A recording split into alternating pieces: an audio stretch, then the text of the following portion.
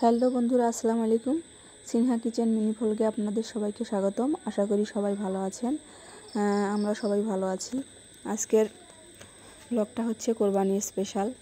কোরবানির মাংস কাটা থেকে শুরু করে ভাগ বন্টন ও রান্না করা পর্যন্ত আপনাদের সঙ্গে শেয়ার করব। কোরবানির মাংস মাখিয়ে রান্না করলে মজা হয় বেশি। আমাদের 7 নামে কোরবানি হচ্ছে একটি গরু।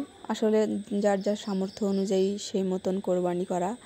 আমাদের একটি গরু 7 নামে কোরবানি হচ্ছে। প্রথমে মাংসটাকে 3 ভাগ করে, এক ভাগ গরিব মিসকিন এবং আত্মীয় স্বজনের জন্য ভাগ বন্টন করা হচ্ছে। তারপর বাকি 2 ভাগ হচ্ছে আমাদের যে 7 নামে কোরবানি করা হয়েছিল সে 7 নামের ভাগাভাগি করা হচ্ছে। একদিকে কাটাকাটি হচ্ছে আর একদিকে ভাগ করাও হচ্ছে। আসলে বন্ধুরা, কোরবানি ঈদের এই যে ত্যাগ স্বীকার করা বা কোরবানি করা আসলে সবার ভাগ্যে হয় না। প্রত্যেক পরিবার থেকে এটা পায় না।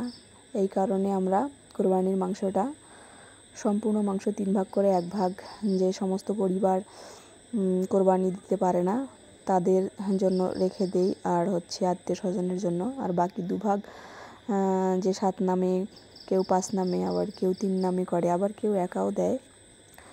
বাকি 2 ভাগ আসলে তাদের জন্য বন্টন করে নেওয়া হয়। আমাদের সেই কাজটা এখন চলছে। মাংস বন্টন করা শেষে এখন রান্না করার পালা।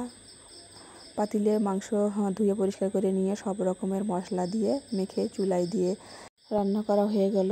সবাই ভালো থাকবেন। খোদা হাফেজ।